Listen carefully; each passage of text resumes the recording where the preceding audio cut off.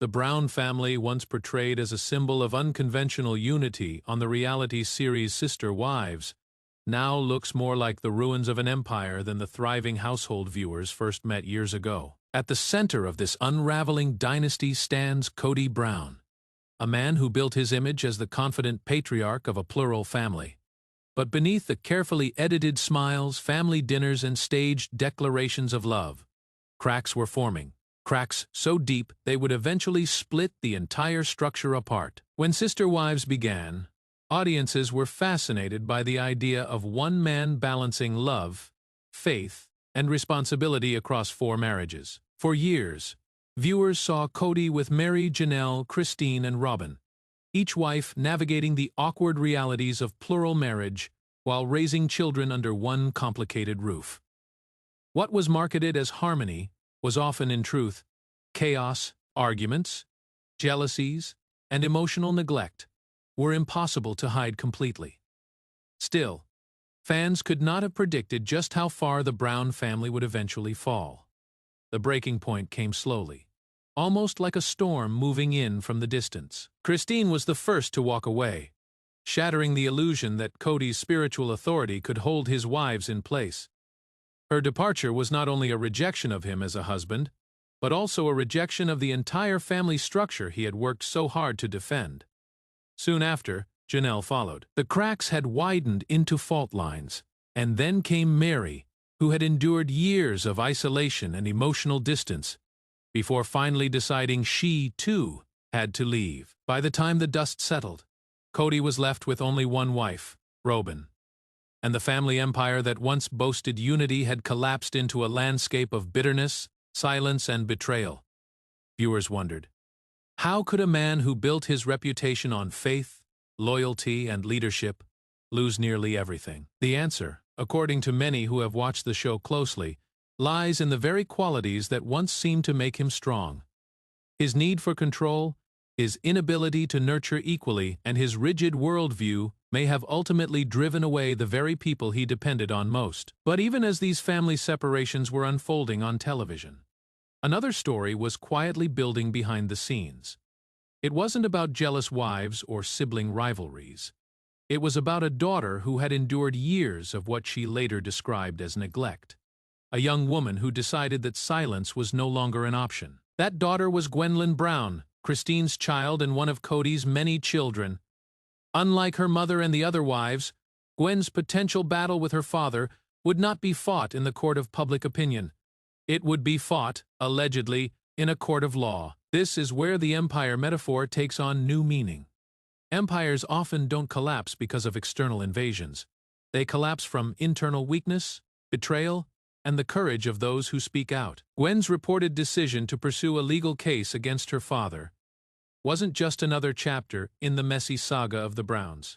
It was, if true, a seismic event that redefined the family dynamic forever. The whispers that began circulating online hinted at something extraordinary. A lawsuit possibly involving intentional infliction of emotional distress, with damages that could climb into staggering territory. For fans who had watched the family's drama play out in living rooms across America, the idea of a daughter taking legal action against her father was shocking. For Kody, if true, it represented not just the loss of love or respect, but a financial blow that could cripple him for years. The stage was set. On one side, a father desperate to maintain control of the narrative, clinging to the fragments of his authority. On the other, a daughter determined to have her voice heard, regardless of the cost. The family was no longer just fractured. It was in open conflict, and as viewers and insiders began piecing together the details, one thing became clear. The empire of Kody Brown was not only crumbling, it was being dismantled from within, one brave voice at a time. While the public saw glimpses of tension and dysfunction on Sister Wives, what viewers could never fully grasp was the silent toll it took on the children growing up in that environment. For the wives, leaving Kody was an act of reclaiming autonomy. But for the children, particularly those like Gwen Brown, the emotional wounds were far more complicated, invisible, and long-lasting. Gwen grew up surrounded by cameras, production crews, and a father who seemed more invested in projecting authority than in listening to his children's needs. For years, she played the role of the supportive daughter, smiling when expected, nodding along in family scenes, and staying quiet when conflict erupted. Yet behind the scenes, a different story was unfolding. A story of neglect, emotional absence, and the painful realization that the love she sought from her father was inconsistent at best and conditional at worst. The whispers surrounding her alleged lawsuit suggest that Gwen documented years of emotional turmoil. Therapy bills, journal entries, and digital communications may have painted a picture of a child who felt pushed aside, unheard, and invalidated. Emotional neglect is difficult to prove in court, but when paired with patterns of behavior displayed on television and behind closed doors, the case takes on a new weight. At the heart of this narrative is the concept of intentional infliction of emotional distress. For anyone unfamiliar, this type of legal claim is not easy to establish. The law requires proof that the defendant's conduct was extreme and outrageous, crossing the boundaries of what civilized society finds acceptable. In other words, it is not enough to simply say, "My parent wasn't nice to me." The behavior must be so egregious that it shocks the conscience. So what might Gwen have endured that could potentially meet that standard? According to speculation, it wasn't just about being overlooked, it was about patterns. Consistent disregard for her well-being, public humiliation, favoritism toward other children, and private actions that made her feel unsafe or unwanted.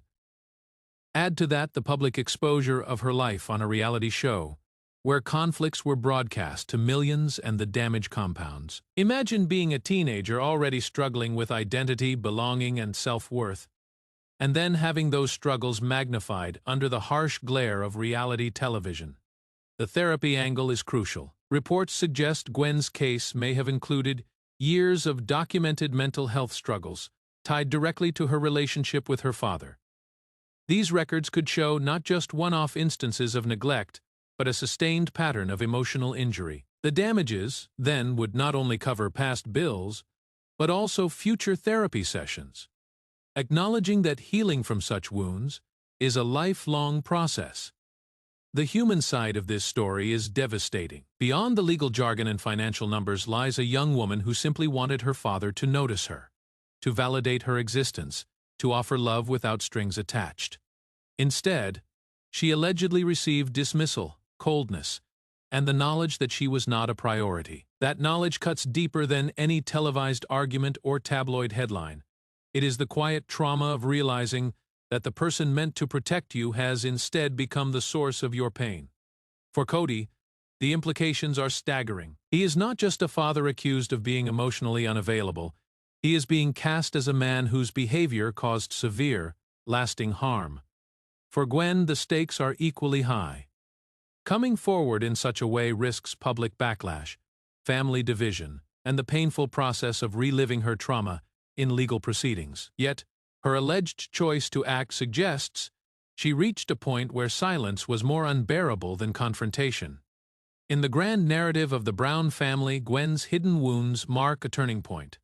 The story is no longer just about wives leaving or arguments at the dinner table. It is about a daughter demanding recognition for her suffering and daring to hold her father accountable in ways no one else had before. It is about the invisible scars of growing up in a family where appearances mattered more than authenticity. And as the whispers of a lawsuit grew louder, so did the shockwaves through the fan community.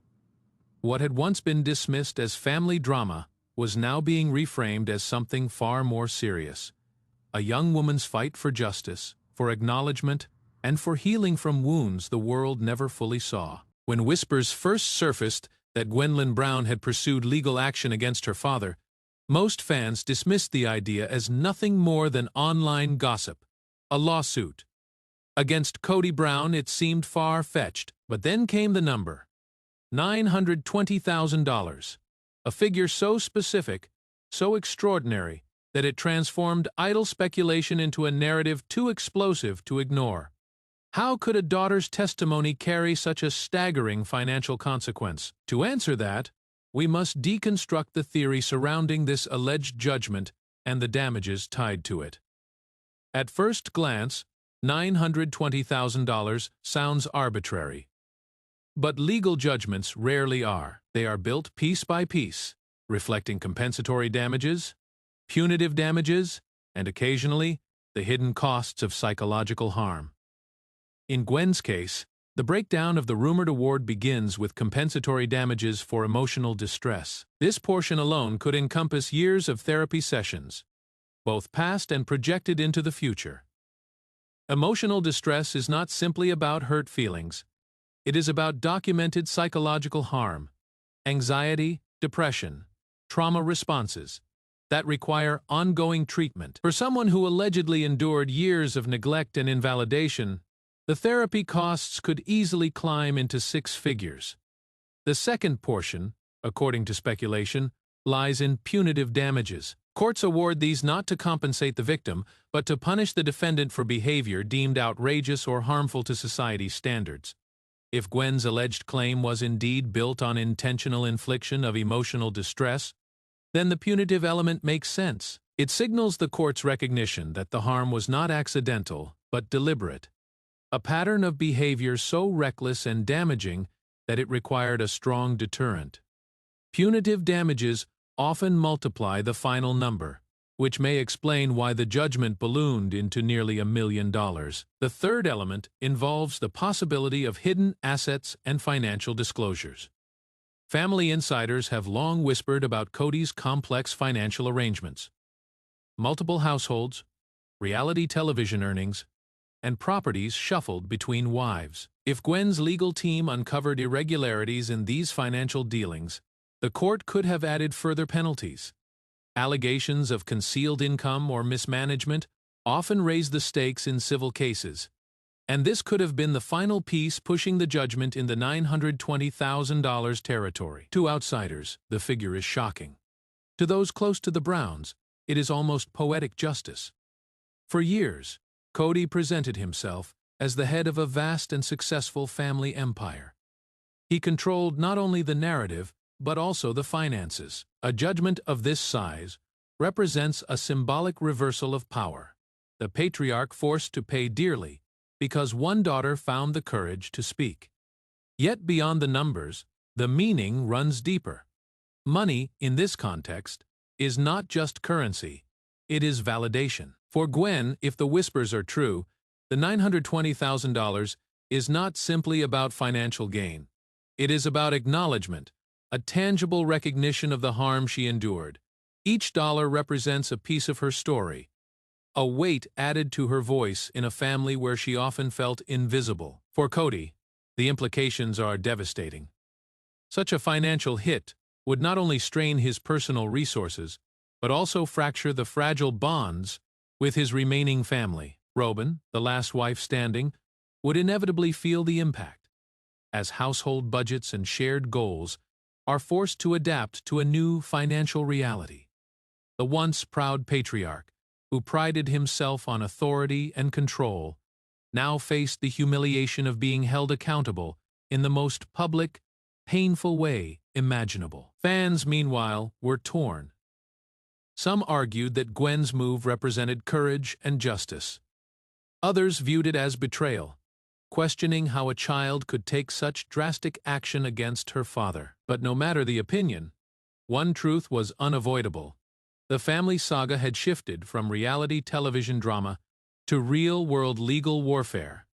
The $920,000 bombshell is more than a number. It is a symbol of accountability, a reminder that even the most carefully constructed empires can crumble under the weight of truth.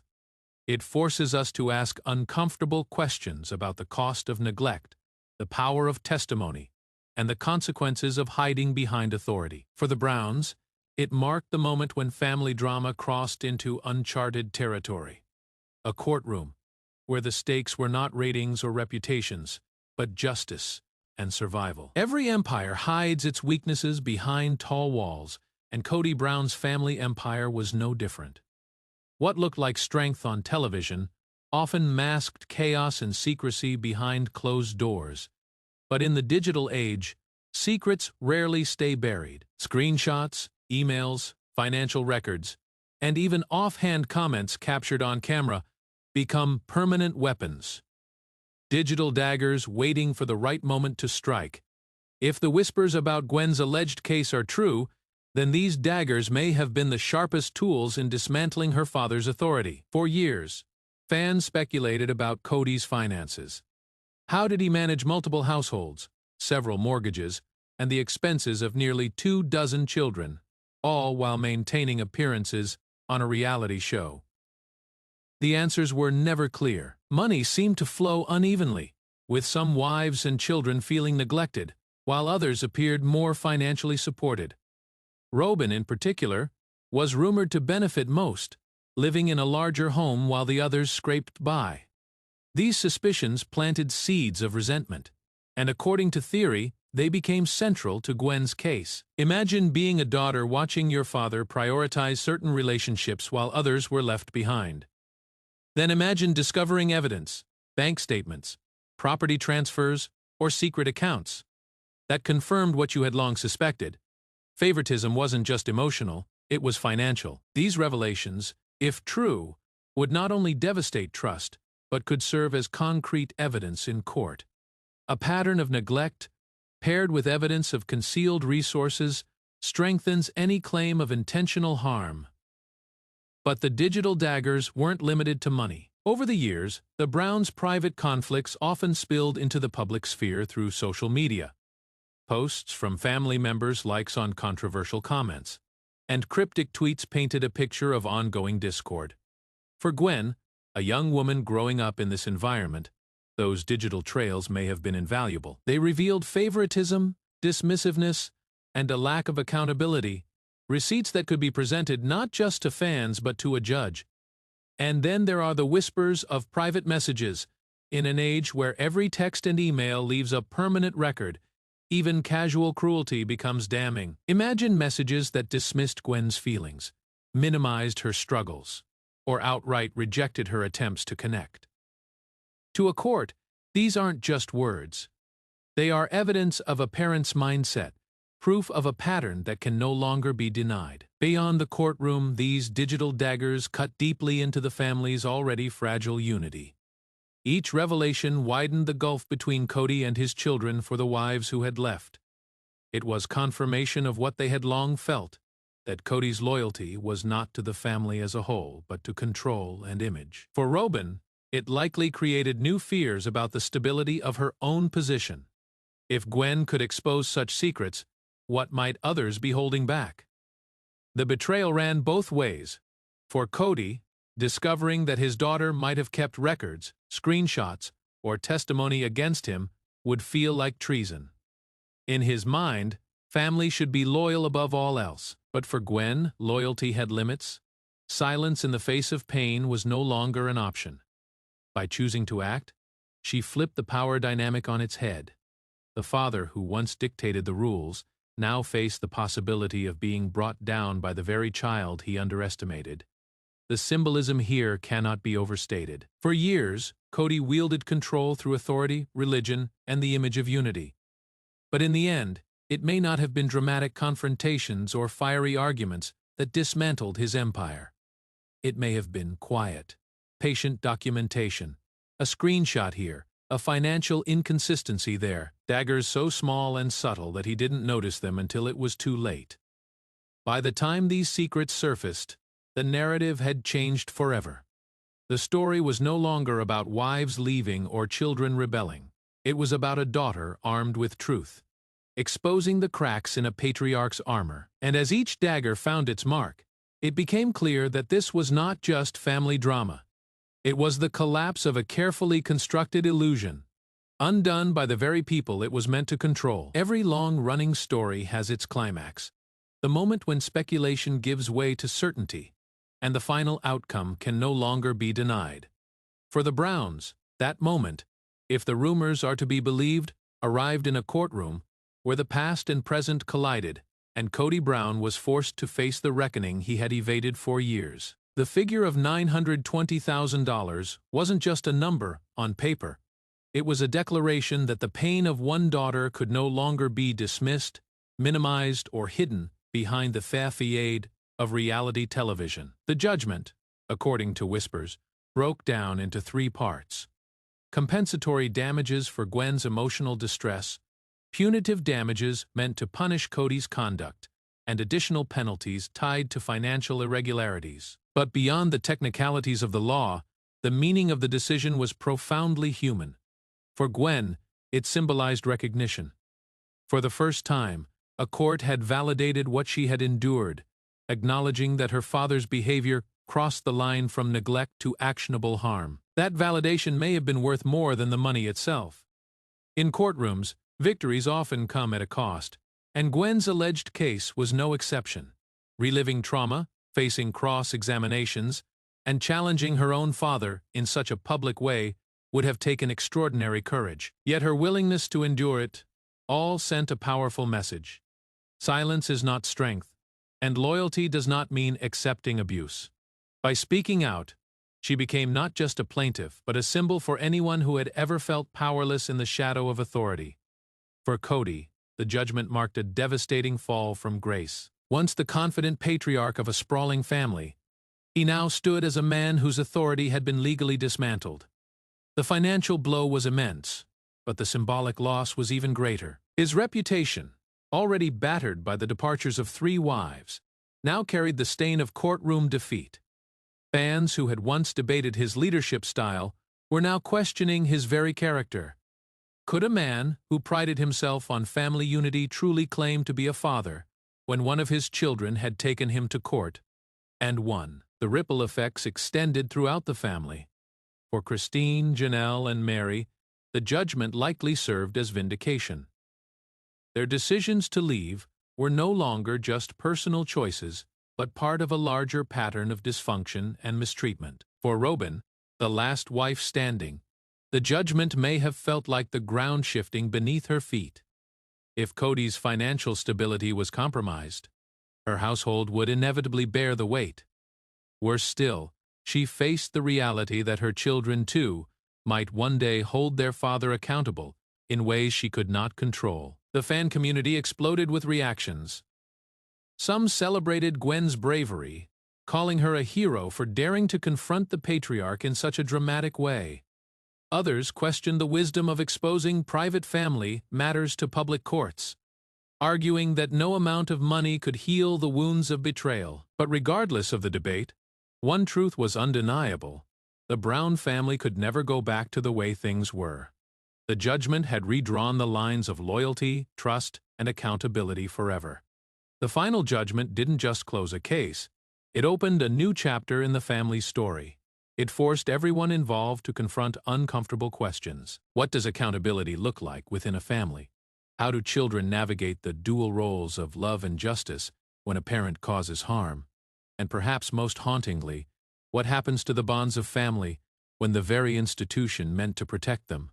The court of law must intervene. In the end, the Brown empire collapsed, not because of television ratings or public criticism, but because one daughter refused to stay silent. Gwen's courage became the fulcrum on which the entire story turned. The once celebrated patriarch was no longer untouchable. He was human, flawed, and accountable. The $920,000 judgment was more than money. It was the price of truth. A truth that shattered illusions and forced the world to see the Browns not as reality television stars, but as a family undone by secrets, silence, and one ultimate act of defiance. And so the curtain falls on this chapter of Sister Wives, not with applause or fanfare, but with the heavy echo of a gavel striking wood. The sound of justice, the sound of an empire finally brought to its knees.